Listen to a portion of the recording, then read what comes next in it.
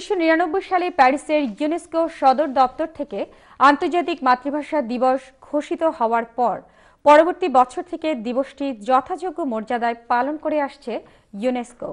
আমাদের প্রতিনিধি M A Hashem জানান, ইউনেস্কোর এবারের চতুর্দশ আন্তর্জাতিক মাতৃভাষা দিবসের প্রতিপাদ্য বিষয় ছিল মাতৃভাষায় শিক্ষার জন্য বই।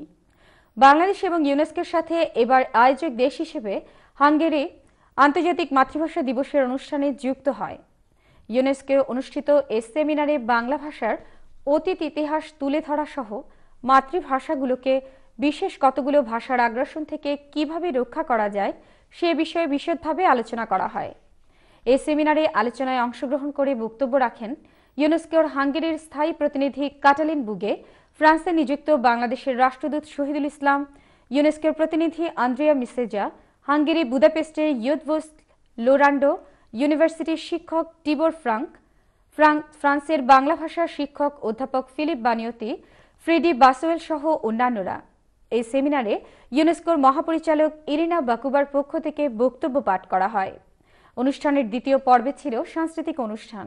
এতে বাংলাদেশ থেকে আগত বাউল শিল্পীরা গান পরিবেশন করেন।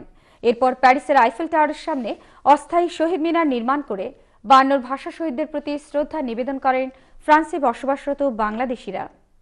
অন্যদিকে দীর্ঘ 14 বছর পর অবশেষে ফ্রান্সে একটি স্থায়ী শহীদ মিনার নির্মাণের অনুমতি দেওয়া হয়েছে।